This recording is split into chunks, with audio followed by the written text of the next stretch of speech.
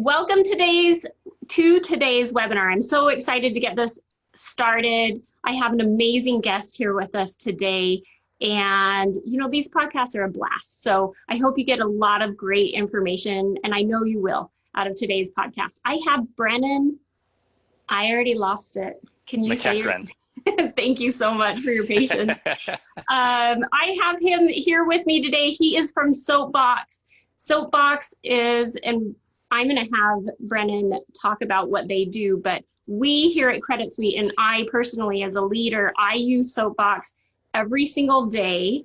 It's something I'm working on nonstop. I always have it open in one of my screens. It's a tool that we use to keep our meetings organized and keep our feedback and our communication up. But Brendan, tell us a little bit about Soapbox and what you all do. Awesome. Well, there's really never a better explanation than almost like a pitch from one of your users. I think like your own words there are going to be better than what I'm going to say. But what we like to think of it, or at least the vision behind what we're trying to accomplish with Soapbox is, we all kind of go to work and run our life out of our calendar in a way, and the calendar just represents the meetings that we're having to the most part. And when it comes time to actually sit in those meetings or have them, we kind of stop the organization process at that point. And unfortunately, I think for most managers, most people who are leading organizations, meetings are kind of the medium of management. And so what we wanted to do really was build the first platform for managers. And the starting point seemed really obvious of let's look at calendars and let's look at meetings and build that out. And we stayed super focused in there to try to find a tool that, every manager would use and would leave open as a tab, just as you were saying, to actually start to run their organization and stay organized and hold their team accountable and make sure lines of communication are always open. And what we wanted to do is just make it fun and human and natural. I think we've made a pretty big dent in that. And obviously there's a lot that we're excited about for the future, but I won't share. Yeah. I mean, I already think it's amazing. And that's why you all were one of the first companies I reached out to. My marketing team came to me and they said, Megan, entrepreneurs and leaders, they need videos, they need support. We have a pandemic going on right now. The way we used to operate is very different now. And I think we all need the support of each other. And so they tasked me with doing a webinar series and a podcast series. And you were one of the first companies I thought of to ask but that's because it's such an important tool in our company. And it has really changed. It's been one of the biggest changes for our communication pattern since the start of the company. So that's pretty big deal. That's pretty cool. I'm going to take this recording for sure and send it around to a few people. There you go. Thank you for that. Please do. I mean, it's, I agree. I mean, obviously we run Soapbox with Soapbox, right? So in a way, I think you and I probably use it pretty similarly. And where I see room for improvements, we try to make, into our roadmap and obviously listen to customers to do the same. So it really is, I think, like in the same way that like probably for most people out there, you're going to run your business by talking to other people at work, right? And so we sit in as a pretty good interface in between those conversations, I think, to make sure you're actually driving the business forward. So it's been a pretty wild ride for the past little bit. And I mean, you brought up the state that we're in. I mean, we've seen sign up numbers just go absolutely through the roof. I think for the same reason, everyone's just finding themselves working in a different environment and Googling like, how do I do this? And I guess we're coming up. Yeah, it's been interesting. I've had great friends that run quite large companies, and other companies reach out to me. They know I've worked a virtual setting for quite some time, over a decade. We do have offices and I will go in from time to time, but I personally, we talked about this a little bit before diving in. I'm a little bit of more of a hermit, and I'm really productive working virtually. And so they reached out to me, hey, please give us some tips. And I think we're all trying to figure it out, and I'm definitely not perfect at it, but you know, like you talked about, it's such a human approach to getting through meetings really efficiently and effectively. And I know me personally, my brain works pretty robotic, and without Soapbox, I forget to ask questions like, hey, what, you guys have great questions of which I can't even come up with on my own. I'll go through the suggestion questions you guys have, but it just, then I can really check in with how they're really doing. What are they really feeling? Because that has such a massive impact on their productivity. Well, and I think you're exactly right. You know, it's especially hard now when most people who, you know, the vast majority of the world is used to managing or working or talking to their colleagues when they sit beside them, right? Mm-hmm. And you get a lot of information, you get a lot of data, and you also give out a lot of data in those scenarios, right? Like if you care about someone, it's as simple as sometimes just like looking over at them and making eye contact, right? And then all of a sudden now, or like walking over to their area in the office, and all of a sudden now you can't do that. And so in the absence of some of that communication and you know, patterns that you're used to seeing, there's a lot of people who are unsure. Like we were saying, like, do we update people on like, I'm working out of my kitchen, I'm working out of you know, my kids' room, I'm working out of like, what's the, you know, what do people want to know? And obviously we're used to broadcasting some of that information, you know, almost automatically. And now we're all kind of hidden behind with cameras that are turned off most of the day. And so I think it's challenging for managers because they've never managed in this environment before. I think it's also challenging for you know, any worker who's never worked in this scenario before. I think it's certainly challenging for the extroverts who are used to getting energy from other people being around. I know, you know, we've dealt with that on our team as well. And it's a huge, what I'll say is like similar to you. I get a lot of energy from like doing things like this. Like this is great to me. And I am super productive from home. So I feel good about it. But I think the other thing that like is almost like the elephant in the room is we're kind of mixing the fact that we've just like fast forwarded everyone working from home or this remote movement, and then now the whole world is kind of trying it out for the first time. We've mixed that with the fact that we're in like this global pandemic and economic crisis, right? And so there's, you know, I think a lot of emotions going through other people's heads, like, is my job secure? You know, my significant other maybe lost their job, right? Odds are, you know, someone. There's everyone's now maybe a little bit more isolated, maybe a little bit more lonely, right? And so, you know, mental health can kind of seep in. So there's a lot of additional things, I think, as a people leader that kind of fall on your shoulders. And the twist of it is like, instead of doing crisis management the way we, you know, have experienced it before or tried before, you deal with it head on and make eye contact with people.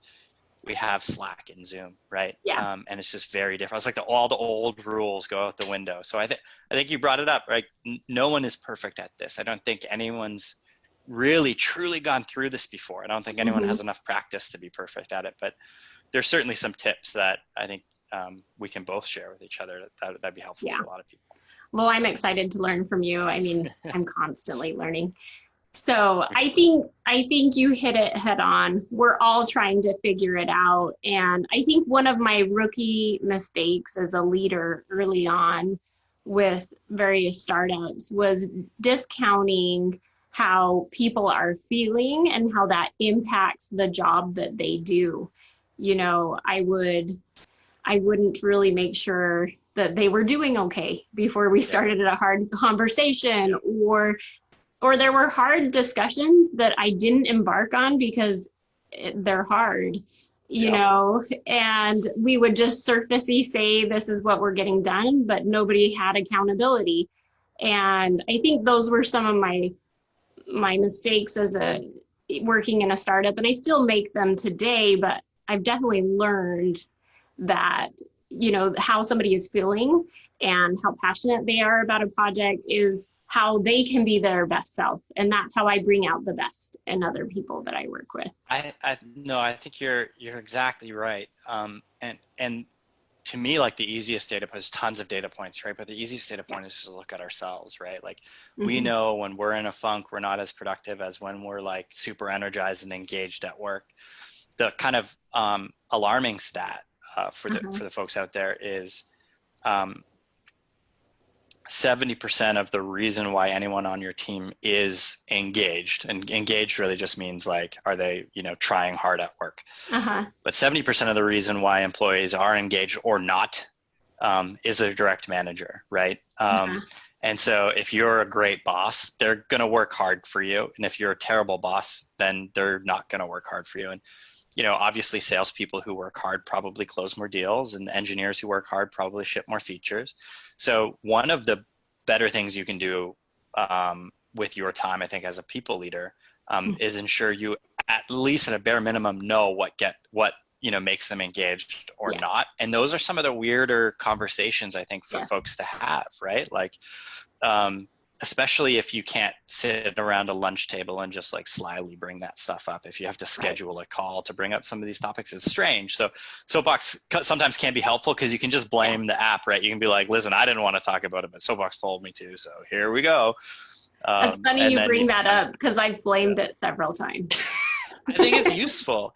I think it's useful to blame it. And that's why some of the reasons why we have those graphs in there, just to say, look, I got to do this. So we got to talk about it. Well, what gets you motivated? And the truth is, like, in the absence of that, we're just going to assume that everyone's motivated by the same things that we ourselves are motivated with. And that obviously isn't true. Everyone's always a little different in different states and places and states of mind. So I think you kind of have to have that conversation, and maybe now more than ever. I do have a tip though, because if you're listening to this, if you're listening to this and you're like, oh geez, now I have to have a conversation about some of these things, or if you've had conversations about this and you get nowhere with it, I bring this. I feel like I bring this up a lot, but it's like it's almost becoming a golden rule for me.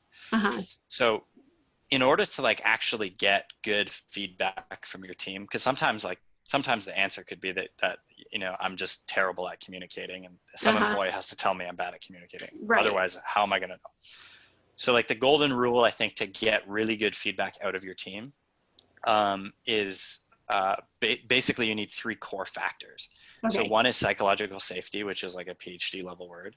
The other one is effort. And the last one is benefit. So to start at psychological safety, psychological safety is basically, do people feel comfortable sharing their point of view without fear of ridicule or being the outcast in the society? So, or in the group. So if everyone in a room feels like the obvious best strategy is A, and someone in the room thinks it could be B, will that person bring that up, right? And if there's low psychological safety, they won't. I like to think of this as like kindergartners have super high psychological safety. They'll go up to each other and they'll talk about eating rocks or bugs or like weird things that they do, and they don't care. It's like everyone's happy about it. Whereas high schoolers have like horribly low psychological safety. They have to wear the same outfit and talk about the same things, listen to the same band. And on your team, what you want is high psychological safety. And Google actually proved this out, that the highest performing teams at Google had really, really high psychological safety, and they could challenge each other's ideas and beliefs as it related to work. So you have to have that. Second one is you have to be a low effort person. And so if someone is going to share something with you, you don't want to make it seem like they're like defending their PhD dissertation in order for you to listen, right? So if they're like, I think it's hard, maybe you can improve the way you communicate. If you're like immediately down their throat, give me like 4 examples of the times I've done that and exactly what I said and why it was wrong and what is a better way to say it, and don't bring up something again unless you come with the documentation. Usually people are going to stop coming to you with it. It's a really effective tactic to not get people to come to you with information. The downside is then you just don't grow. You don't learn, you don't get better, and you don't learn all of the things that are wrong with your group. And the final one is benefit. So assuming people are going to share something with you, will you actually make a change? Will you improve, or the organization improve? Will something happen that's net positive so that it's worth sharing that? And often if you're in a coffee shop or a pub after work and there's like people beside you complaining about work, usually someone will bring up like, well, did you tell management about this? And they'll usually say, what's the point? They don't listen anyways. And obviously you don't want to be that manager that, their employees are talking about you like that. So if you can do those three things, then you're basically going to get a live feed of how to improve your organization or your team or your strategy or whatever. And I think that information is really powerful in becoming a good boss. Also turns out to be the number one way of like keeping your team happy and motivated and engaged, because they feel like they can impact it. So I think that's one of the core things. If you can do that, it's almost like 80% of your job is done. And that is hard, and you have to get good at those things. But then at least you're learning from your team. You're at least able to have some of these conversations that otherwise maybe feel weird or awkward. Those are the kind of three core pieces. I love that.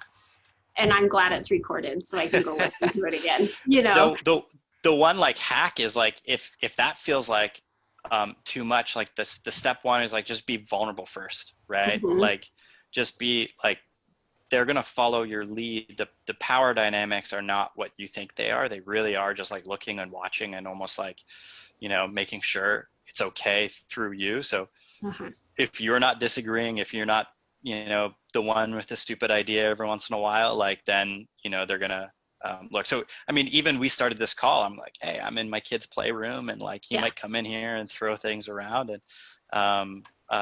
And I think it's, especially now, it's okay to model some of those behaviors if you do think it's okay for your team to do them. Yes. And I've got logging going on behind my house. So, that was our conversation at the start. Yeah. It was a great one. I really like that. Let's see. Your team sent me some great questions. Are you ready for these? Nope. Good luck. Okay. This is a good one, and it gets us in a good place, a good frame of mind. Why does it matter if meetings are effective or not? I think we generally talked about that, but any other additional insight on that? I think really, so to me, part of it is like, meetings to me are just this medium for where most management happens. Like you're really not going to be able to drive accountability through a project management system as much as like the whole purpose of a project management system is that. Yeah. But if like people don't respect it and ignore it, then what are you going to do? Like you're going to have to have a meeting apart. And it falls apart, and you're going to exactly. So yeah. So unfortunately, like as human beings, I think the way that we actually do things is person to person, whether that's through a phone call or an email or a real meeting. So in those moments, that moment is your opportunity, right? That moment is your opportunity to increase accountability on your team, or it's your opportunity to display psychological safety, or it's your opportunity to be vulnerable. And that, to me, like all of these thousands and thousands of tiny things that we do is what makes up the bulk of management. And so I think to squander or to waste those meetings is basically just like throw out the majority of like what the point of our job is. And I think if you do them right, if you set up the right cadence, if you set up the right topics, if you set up the right rhythm, you kind of get this like metabolism in your business where it can digest change and move fast. And I ultimately think that's like what is on 90% of our backs, is like, how do we move faster and get more done, and change faster and not be reluctant to some of these external factors that are around us. I think our big moments to shine are in meetings. So beyond the obvious, that they're expensive, right? Like you're like telling people not to take other phone calls in order to come into a room. Yeah. Like, and you multiply the hours spent in meetings by the salary, and like, they're very expensive. So beyond the obvious, I really do think that these are what make up the bulk of our actual management. And so if we can do a good job of those, everything becomes easier. Like all the way up to board meetings, right? Like if you can run your weekly team meeting right, like your board meeting becomes easy. So it's a skill that I think every manager in the world can kind of zoom in on and just get good at. And then that will carry with you for the rest of your career, even to the point where like so much technology has changed around you, you don't understand how to use any of the technology. The core basics still work because we're human. Yeah. No, I like that. Recently, I was about to do a post, and one of my recommendations, was to run meetings. And I put in there, I know none of us like meetings, but we've got to do it. And I was going to cite my plea. But I couldn't post it because that phrase, no, I know nobody likes meetings. I used to feel that way, but to be honest, I think I've converted to this understanding that that's my role as a leader, is to run productive meetings and to create those communication platforms where we can get stuff done. And to be honest, I look forward to my meetings because we get a lot of stuff done. I can't tell you how many times somebody's stuck. We do our daily huddle for 5 minutes and they're unstuck. That's great. They're moving, I think like a lot of people, if it's, I think everyone hates bad meetings, and sometimes there's bad meetings that are necessary, right? But we get into this like thing a little bit where if it's a good meeting, then we just call it like our process, right? It's like, our way of doing things is like this. You almost like take the word meeting away from it and give it, we do it meeting's a bad word. Yeah, we do it, we like it, so we call it a huddle or a scrum or a stand-up or whatever. But whereas like meetings just get attached to the bad stuff that we all hate. But I think like it's a reality of it, and it's something worth getting good at. And if you get good at it and you really kind of like factor in the different things that you need and spend time preparing for it, then you're going to have a good meeting, and then you're going to need less meetings. Right? Like that's really what it boils down to. And then you're sailing, right? You have more time for productivity. So, I think it's more about thinking about like, my co-founder and I, we have every quarter, on top of looking at our strategy, we actually look at what we call the founder calendar. So we look at how the recurring meetings in our calendars, how they line up, to map to what we're actually trying to accomplish. And if there's any systematic changes we can make to that, so that all of these meetings ladder up and we don't have to do as much work, right, as an organization. And I think it's like, it's part of your strategy, right? Like this is the rhythm of how you work. So you should approach it with the same rigor as you would approach a financial plan or the strategy for the next 90 days. I feel like there's so much I want to share in the soapbox, and people need to see it to understand it. So I may bug you at some point to show it. Yeah. So users understand what in the world we're even talking about, because it's not just like a meeting organizer. It's really different than that. But I know it's the issue I have is like for the unconverted, it's like an agenda, right? Yeah. Like for the people who like have just heard about us for the first time, they're like, so it's a bulleted list. And then for the folks that are like 90 days in, they're like, it's something else. It's a way of living.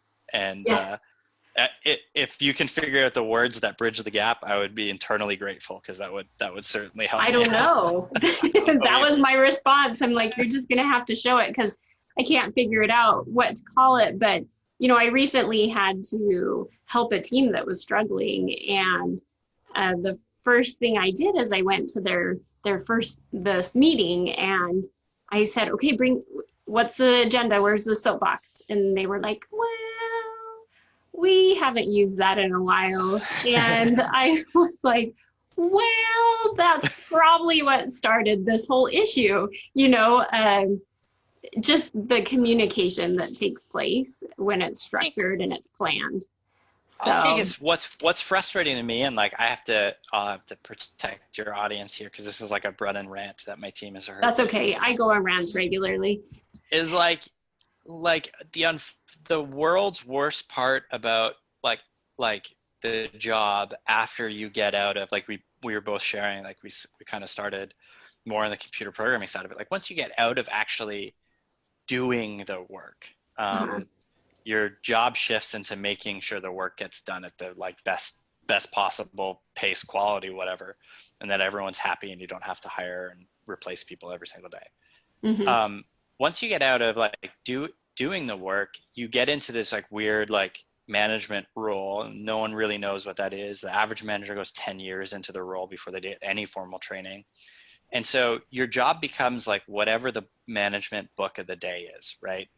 And unfortunately, the best tool we have in our tool belt as managers, team leaders or whatever, is like books. It's like the fact that like, I'm just going to guess, but the fact that like you and I both have read the art of war, because it's a good strategic business book that gets recommended like every single year on a top 10. Like the joke I say with my team is like, it's not even a joke. The truth I say with the team is like, it's actually, that book is actually older than Jesus, right? Right. Like It's so old. the fact that like we're still talking about these same concepts in management 2,500 years later is kind of crazy, right? Like, and so that's in a way like when I rant and rave about our app is like, shouldn't there be an app? Like, shouldn't we move past books and move into the same thing? Like, there's Salesforce exists and GitHub exists and Jira exists for all these different professions, except for people management. For people management, we're just told to wing it, and we wonder why, people drop the ball and accountability falls through, and we're not organized and we're not showing up prepared, and everyone hates meetings, and it's because everyone's winging it. And so like the sad thing is like sometimes the answer is like, have you considered stop winging it, right? And starting to think about it a little bit more. And I think that's where Soapbox really steps up to shine. So I would say that's definitely a bullet point that I put. There is, yes, when people have to come prepared to meetings, it's a lot less filler, right? It's a lot less ho and hum and I did. And then they inject less of what they did, last summer, because they're buying time to think through things. When they have to actually come prepared, it's amazing how much more productive that meeting is. So like, I know for our team, they have to go in and fill it out before the meeting. And several team members, when they had to start doing that, they were like, I love it because it helps me stay more focused. I know it even starts their day off, right? Because they had to write down what they were going to do that day. So. Yeah, I like to say, like, instead of showing up and figuring out or like figuring out what the issues are, right? Like if two people meet for a one-on-one, or if a couple of people meet for a team meeting, you finally get in the room and you discuss about all those issues, and then you realize like, okay, crap, we have a lot of issues, but we're out of time. Let's sync back up next week. Instead, you actually spend the hour together resolving those issues, and like obviously in that world you're more productive. And there's a lot of companies I talk to that go, I think, even further, right? And they actually write out the whole thing, and it's a forced pre-read. And they leave, Jeff Bezos does this, they leave 5 minutes, like on the agenda is 5 minutes for everyone to read the materials. So you show up in the room and everyone reads the materials in silence. And then once everyone's done, then you have the meeting. It's like, first of all, that's crazy, but I like it. I just, it's something you can easily discount, right? And go, we're fine without it until you implement it. And then you realize it's awesome, So I really like that tool and that responsibility to come into a meeting prepared to report on what you reported yesterday. I think that's been something that's pretty mission critical. We all love marking off the boxes on the tasks that we got done. And then when there's one hanging there, we take accountability, like, I didn't get it done. This is why. This is what I could have done differently. So I think like another one of those things the app is helpful for it. And like, not to make this a sales pitch for Soapbox, I think this is in general, like, it's just helpful to, it's just as a manager, reading stuff. It's like, it's just helpful for it not to be like, you doing all of this stuff. Like sometimes it's nice to just point at or blame a computer every once in a while, and then you feel like you're not being a nag, right? If your daily stand up, if you had piece of paper in front of your face, and then every time someone forgot something, you say, oh, what about this? Like they would get annoyed at you. And sometimes it's nice for the system to kind of be the annoying thing and be like, sorry, you can't get rid of this because you didn't do everything. And sometimes it's helpful for the system to say like, hey, you should have this conversation that's awkward. Because otherwise you're going to be like, man, this manager is like constantly on me about these random things. And they start labeling you a micromanager and all that. All the negative words come out. And no one wants to be a micromanager. Everyone wants to trust their employees. But at the same time, like you do need a culture of accountability for that to happen. And if you don't have that, how do you create it, right? So, no, and I know I don't want to make it sound like a sales pitch either. I'm just definitely sold, right? And I love it so much. And it's ingrained in how we operate. I don't know how we would do it otherwise. And I guess that's why, I'm in the same boat, right? Like if I could figure out a better way to do it, I would just like tell the team to stop working and change our app. So we do have like my fear with sharing my screen too much is I'm running a really big experiment internally. So usually the way it works with our software is we'll get the features first for like 2 weeks and then we roll it out. So you have super fancy access. So I have something when we stop recording, I'll show you something and then I'll get your feedback and I will share that with the team immediately. Perfect. Yeah, I can show everybody ours just so they can get context what we're talking about. And like I said, it's not a paid advertisement. I just love what you guys do. And it's so ingrained in our operations that it really is one of my favorite tips for businesses. I have 2 screens. So I look at you here and I look at you there.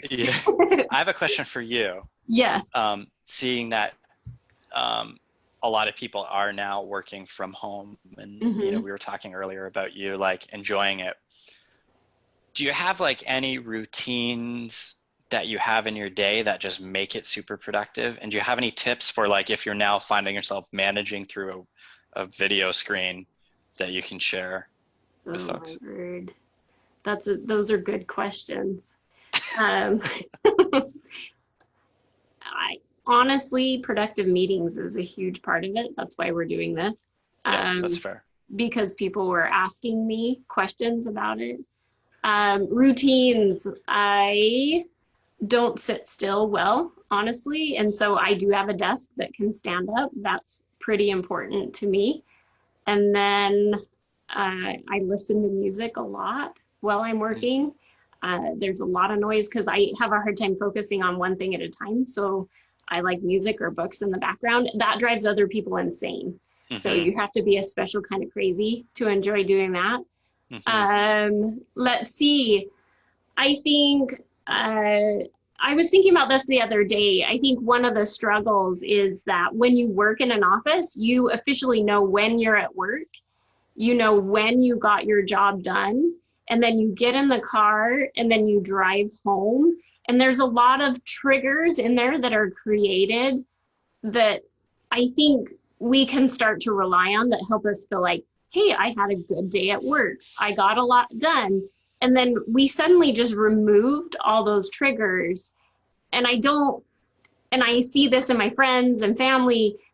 It's this kind of lost without those triggers built in. And so I think just acknowledging that exists, acknowledging that you have to create a time, if you're that type of individual, I need to create a time where I'm at work, I've come to my office, then I go take my lunch break.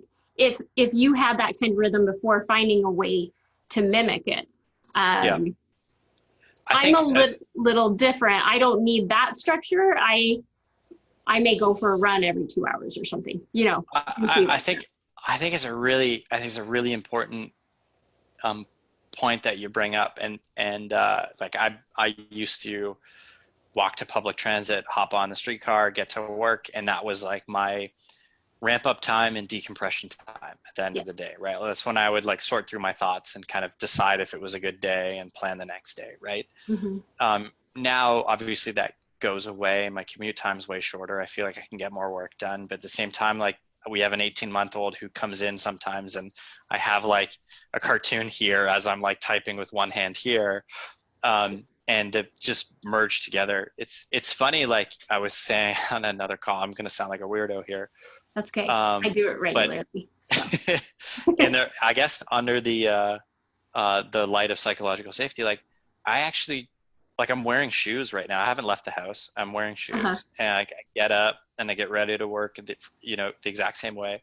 I like tie up my shoelaces, and then instead of going out the front door, I just go back upstairs and get to work. And that's part of the routine that makes me feel like and then when I'm done work, this is crazy. Still haven't left the house yet, but I'll take off my shoes. And it's just like this weird pattern that I can't escape, but that makes me feel like I have a definitive start and end or something. I don't know why I do it.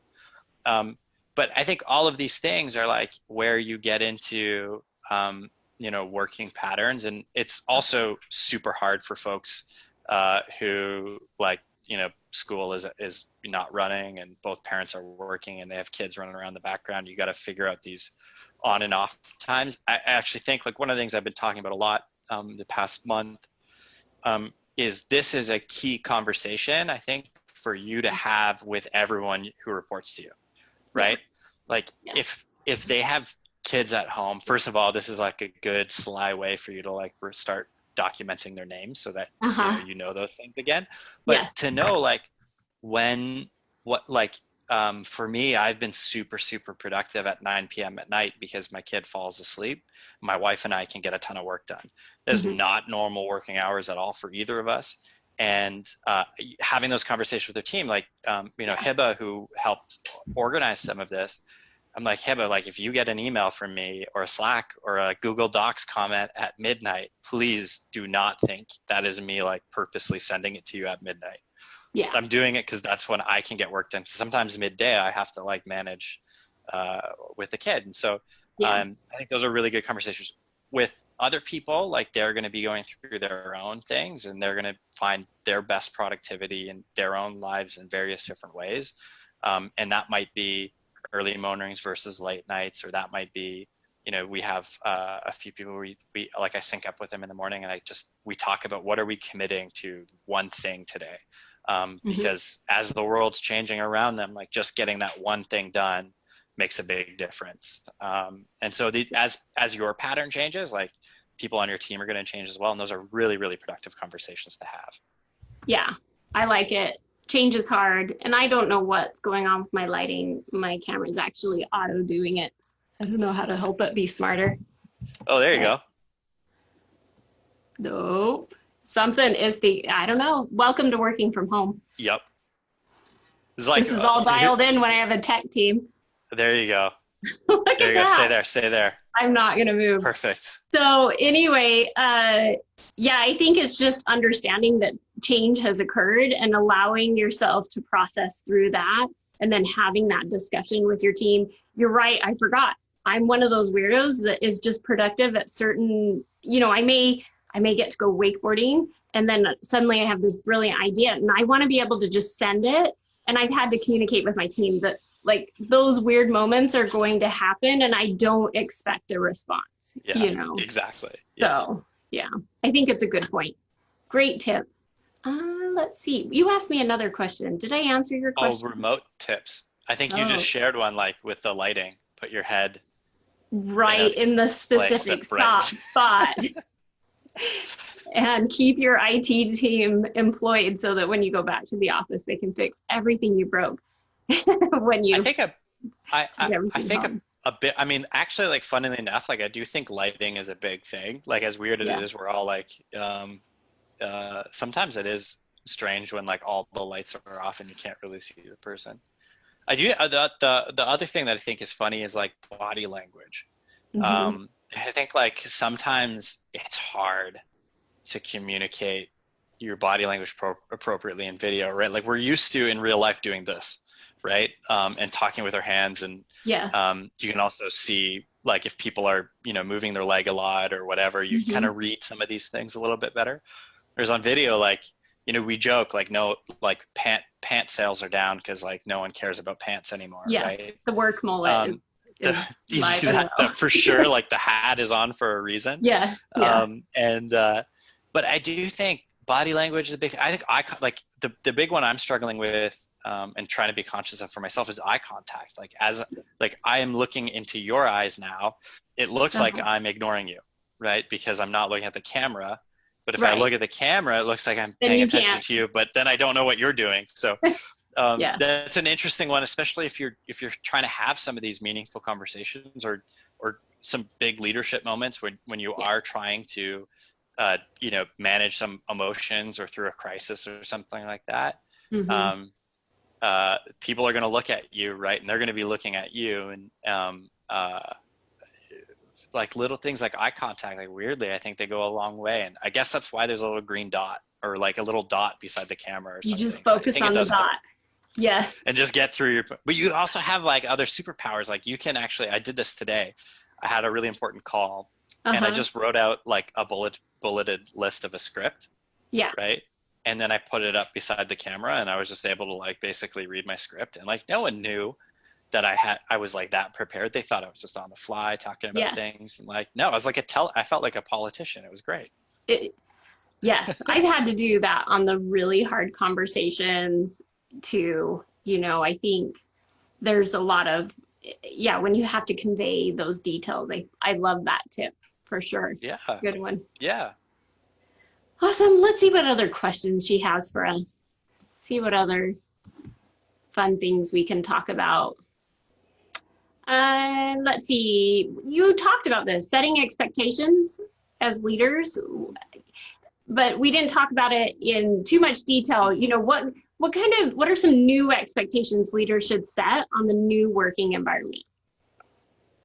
Oh my gosh. Like, I think it can go across the board. Like, one is like, what is it like working from home? And one is like, what is it like working from home in this time where we're all like self-isolating as families? And then one is like, we started the call kind of on this, like a lot of folks in their careers haven't gone through what appears to be a recession, right? And haven't gone through this period of time where it feels like half of their friend group is unemployed all of a sudden. And so I think you're going to have at least like 3 massive like swings in people's emotions. One is like, they're going to be scared for their life, right? And I think it's fair for people to be worried about family right now, and maybe like preoccupied with it. This is like the craziest thing. And my grandmother has COVID-19. Like she has in her nursing home, came in, she had it. Like I can't go visit her. Right. So like, that's a thing. That's just the kind of reality. And so, I think people, it's totally normal for people to be upset by that. And that in a normal work day, right? You would let people like have some time to manage those emotions. You mix that with the fact that people are probably scared of getting fired, being laid off, right? They're watching the news and they're mixing the emotion that at a certain point in time, they're going to know somebody who has this disease with the fact that they might be really worried about paying bills, or likely, and seems like likely statistically someone at their company has been laid off. So there's like a very real threat that they might not be able to afford things or how they would manage and something like that. And then like after those two things, they actually have not as much time to work as they thought, because there's no childcare, there's no school. My mom and dad are both working, but kids are like making forts in the background. And is that giving them anxiety because they don't want to look like someone who's not going to be productive to their boss on a video call? Like there's just so much going on. I think this is where like, it's like almost like you take off the manager hat and you put on the, like, this is like real leadership stuff, right? Like, I think you genuinely, if you can do it, if your business can afford it, I think you just have the real talk. Like, hey, when can you be productive? And like, I think it's okay that you're not as productive as we were 3 weeks ago or 4 weeks ago. I think that's okay. And don't be ashamed of it or worried about it. Like we both said, like, it's actually really nice to get to learn some of the family every once in a while. And we're all like, okay with I think anyways, like with some of the stuff that's happening in the background, because we're in it together. You know, and if you can have those conversations about people's mental health and states of mind and stuff like that, I think it's really productive for you to know. And then once you know, you can manage. So, you know, if people need to wake up early to get stuff done so that they can take care of the kids during the day, that might be the expectation you set. But I think you also want to share yours. Like, listen, if I'm productive later today, then, you know, don't feel like you have to be. But in general, like if you can almost like lead as a human first, and then get into the like task manager stuff. If you can't do that, then I would open up, like we call it, the suggestion bank, and just like add a couple of those things, blame it on Soapbox, and just have 30 minutes to talk about weird things you would never otherwise talk about. I think now's the time to do it. For sure. No, I love it. You know, with the start of all this, you know, for Credit Suite, for my business, you know, Ty and I have had a lot of great conversations. You know, you have to run great case scenarios and worst case scenarios, and how are we going to continue to be an employer, because that's our true desire. We want to do that. We want to help these families provide for themselves, et cetera. And we just feel so grateful we get to do that. You know, it's something we're really passionate about.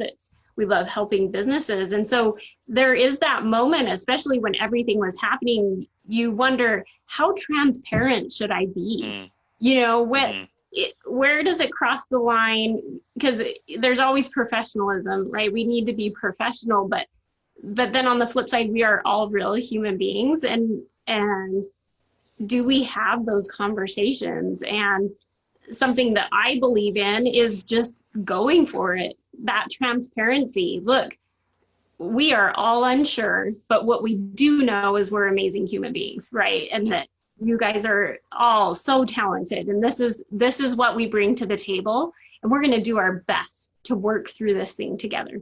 And this is what our game plan is. This is what it looks like. Here's the different phases. And we really, you know, this is my second recession, potentially. It's just a matter of them calling it, but in my opinion, but this is my second. And the first one, you know, I did that somewhat. This one, I really went for that. And I feel like we were more quickly able to comb through kind of that unsettling feeling, the where are we going, and are we going to get there, and does anybody have a plan, does anybody know what's going on? I think we were able to kind of comb through that and then just all get comfortable with being uncomfortable, you know. And so that's been something that's been good that we've learned that's worked, is just going for that transparency and talking together. I think it's like it's like right nail on the head there. Like you know, we've, first of all, if you're a business owner that hasn't run through worst case scenario, right? Like hasn't run through the scenario where you just don't get revenue for the next couple of months, like take the time to do it. And like your best case scenario now probably is like one of your conservative or worst case scenarios of like 2 months ago. Yes, definitely. And the reality is like, hopefully if we are great, like hopefully it's, we're somewhere in between. Right. I think step one is like, for sure, you have to do something like that. And while you're doing that, you're going to have, I'm sure, you know, others do as well, like just extreme feelings of guilt. Like as you like move some of these things around in the Excel or Google sheet, you know that these dollar amounts like equate to things that, that sometimes can mean like people and family and whatever. And that guilt is like horrible and heavy. But there's going to be people in your team that are like, I hope they're doing it. Like, cause you know, having 80% of us employed is better than us going out of business in 2 months and no one is employed. I mean, the first time I went through something like that, I carried a lot, you know, in the chest, and it just really hurt. I think this time through, the crazy thing was like going through on Zoom and having these conversations like in a way that didn't feel as personal as I wanted it to. But I think step one is like, you kind of have to break the ice right? You kind of have to have the conversation, and it's going to be much easier if you can do at least an abridged version of the truth, because then you don't find yourself lying later on, right? Yes. So if you just get it out, and usually like these are like the craziest of tips, but like like in a way it's bad news is bad news. And like the weird thing for me is I find it easier to share bad news by saying I have bad news. Yes. Right? Like I started a Zoom call, I was like, I have bad news, and it's going to be a doozy. Right. And then I'm able to actually say it because I feel like, the conversation has been started. But then once you're honest and open and transparent, like you can actually rebuild a culture, right? Like if you have to do some of these really horrible things that you never want to do, if you say that you don't want to do them and people believe you, then you're going to be able to rebuild some of it. But I think especially now, certainly 2008, 2009, you had to do that. And it's kind of an unfortunate reality. We have a value. We're pretty values based, our handbooks online, all that stuff. And usually what I like to do in a moment like this is again, like no one gets practice. No one gets enough practice to be good at this, right? And certainly no one wants to practice this, right? Yeah. So when you're faced with a time where you're like, I'm nervous, I'm stressed, hopefully that means you want to do a good job, that type of stress. And I think you look at your values and you look at your culture and you just try your best to uphold them as best you can. And we have one, where we say, act like an owner, and you put purpose before company, before team, before self. And this is a decision where we had to put the purpose ahead of the company, and ultimately, like across every team, we had to put the company ahead of any individual or any team, right? And that's like that's like not something we want to do. Right. But ultimately, we're all aligned with like we're here to do something special. We're here to make change the world in a way and build an app that people like yourself really enjoy, and like that's our purpose. That's what we're here to do. And we have to first be accountable to that, and then to the company, and then to our team, and then to ourselves. And if we kind of let our ego get in the way here and like everyone, fight for each other, then we're ultimately not going to follow through on our mission. So, I look at things like that and I go through and kind of like just flip through the handbook every once in a while and make sure like, am I exemplifying some of these values? Am I doing it the right way? And if it was to get out, right, like, would people feel like actually no, like they did it the right way? So I try to do it that way. I think that costs me more money sometimes, but at least it makes me feel better. There's no way to feel great in a time like this, I think, if you're going through some tough stuff. Yeah. No, but something, I moved. There we go. Nope, I moved again. There you go. Perfect. Not moving again. So something that you brought up that I really liked is you talked about, okay, we have a handbook, we have our core values, and you guys obviously have to have meeting rhythms because of the software that you guys do.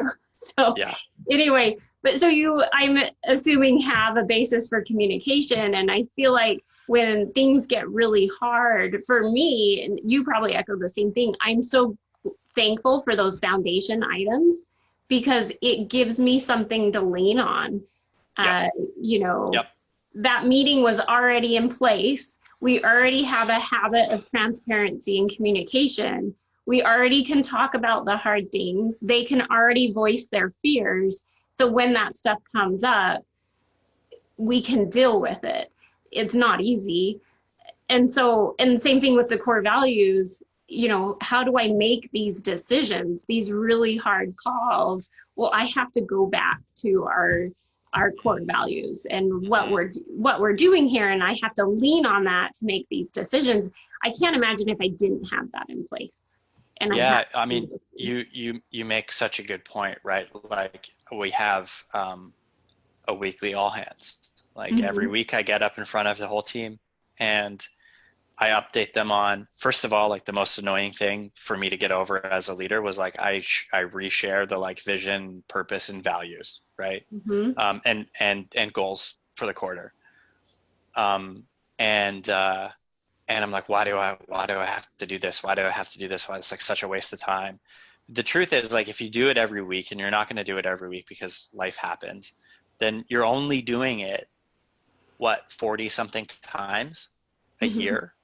Like, you should, and like, if we're talking about quarterly, you're doing it, so you're telling your team the quarterly goals 10 times a quarter, right? Like, that's actually it, almost, if you think about it that way, you're like, wow, I should probably tell them about the goals more than 10 times. Like, probably tell them 100 times if I want to actually hit these goals.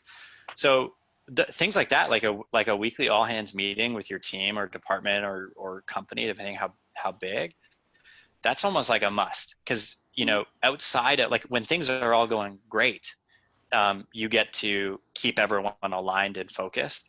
The other part about it that I think is really important as a leader is to not only update progress towards goals and stuff, but is to share your personal feelings about that, your updates towards that. And so, hey, if we made, if we made a huge dent in this goal, like, how does that make me feel?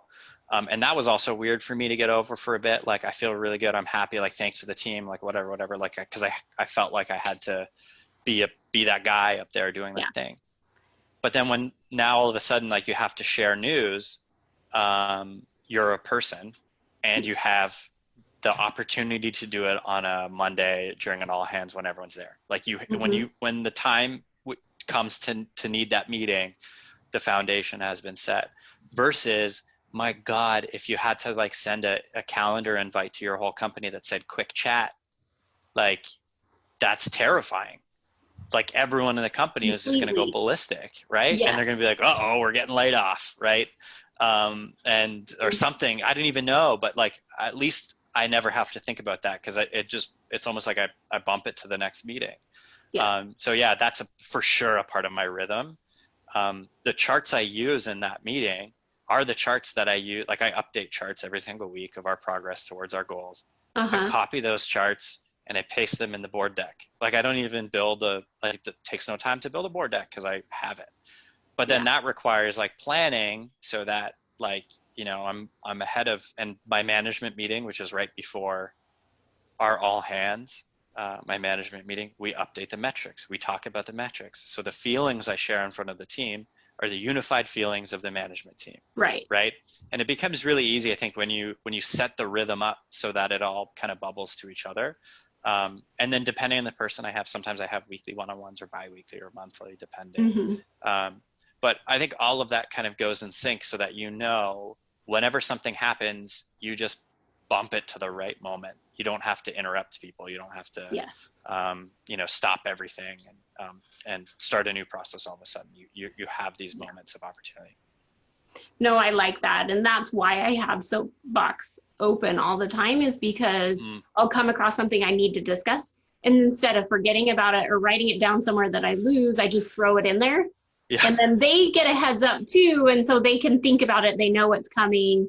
They know what's the meeting's going to be about. I've found, as a leader, you have to get used to the idea that you're somewhat scary, meaning no matter how nice you are, I feel like generally there's some nervous feelings, you know, going into your one-on-one. How am I doing? We're going to have this discussion. And I think when they can get a heads up of what we're going to discuss, they can let go of a lot of those worries. They know what's on the agenda. So. I usually, especially in a one-on-one, I usually try to get them to take the reins on it. And I talk about this a lot with the team of like ideally, the only things I add are like the stuff I don't want to forget. Like, I got to talk to that person about it. And then I get back to what I should have been doing otherwise. But I try to get like a good judge for me of like, am my one-on-ones doing okay? Is the other person's profile more like showing up more than mine, right? Are they like 4 or 5 items and I'm like 1 or something like that? And it's like, all right, then I know they're talking about what they want to talk about, at least to unblock them and at least to get their questions answered and stuff like that. And then I'm hopeful anyways that, and sometimes I just do it, like if there's like 3 items on the agenda, then I just tell them like, hey, can you quickly open up like the suggestions and just throw one of them on, whatever one you want, it doesn't matter. And we'll talk about it on the spot and see how we feel. So I think the other like small thing you said about, the values, we just named the meeting rooms after the values. So meeting rooms don't matter anymore, I guess, today, but they used to. And so if you wanted to go into a room and have a conversation or book a room or whatever, you'd pick a value and book it. And that's just another way to reinforce some of these things. So Yeah. I think the more you can kind of tie a lot of this together, and the more automated it becomes. It's almost like muscle memory. And you don't have to think about it, and you can use your brain for the hard parts of your job versus some of these things that can be easier. And I think you do run the risk of taking it for granted, right? There are times that we feel like, man, do we need all this stuff? And the reality is we do. And especially as we've gone through this pandemic and things it's been a really good reminder for us that, hey, these are foundation items and they are mission critical to the way we operate. It's funny. I had a conversation with an employee and they're like, I took them through the long version. Every quarter I take the team through the long version of our vision.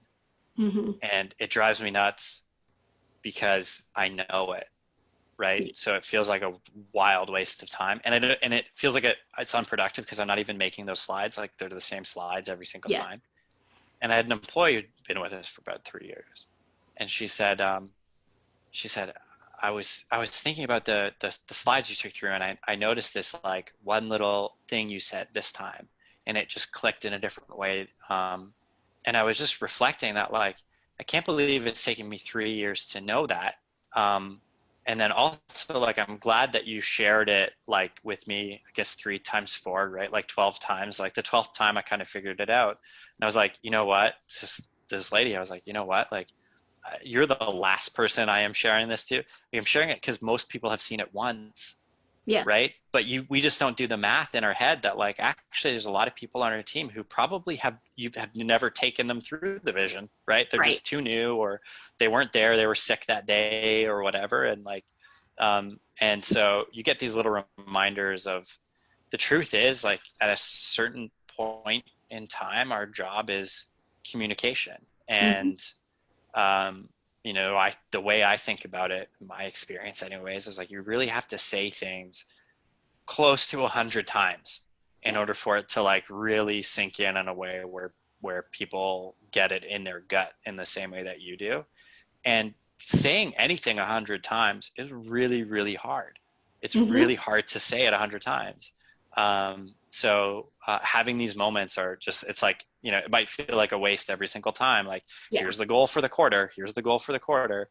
But then you end up in a situation where, you're sick, and the whole team knows what to do. And it's like, well, thank God I've been doing that. So it's funny. Like, every business book basically says the same thing, right? Like every single business book, from, if you read like High Output Management's Bill Gates' favorite book, to the Rockefeller Habits, to a book Traction, to whatever, they're going to talk about, like, running the same weekly meeting.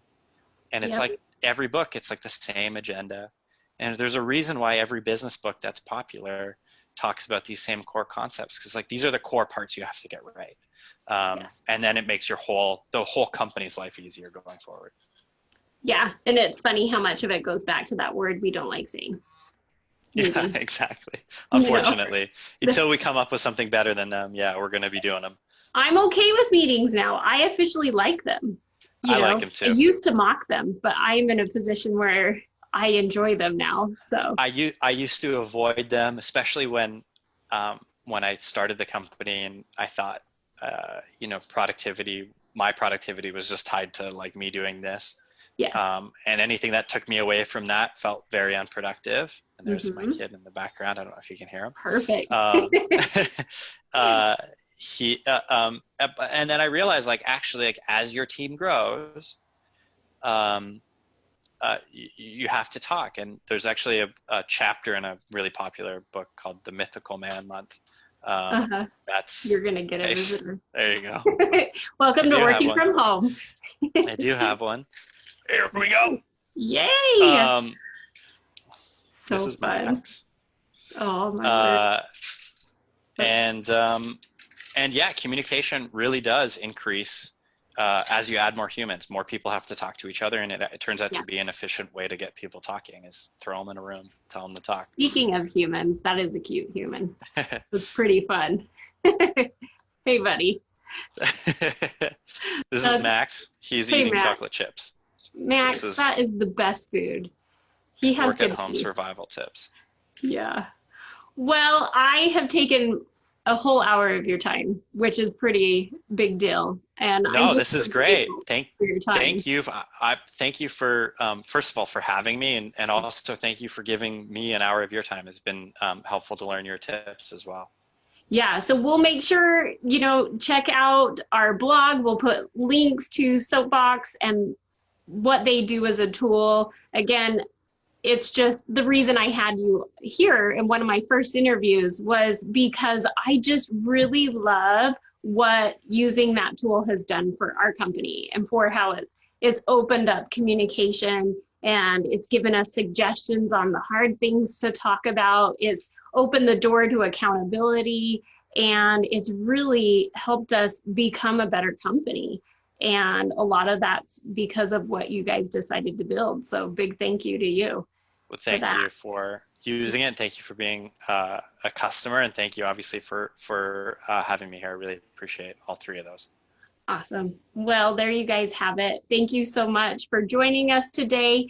Check out, like I said, the links to Soapbox, and I'm sure you guys are around. If anybody has any questions or they're interested in your product, they can reach out. Absolutely. We're online. You'll find us. Okay. Well, thank you all. Thank you. If you have any questions about how to establish business credit or get financing for your business, here at Credit Suite, we're always here to help. We're just a call, an email, or a click away. So I hope everybody has a great day. Let's run these businesses and do good every single day. Thank you all. Take care.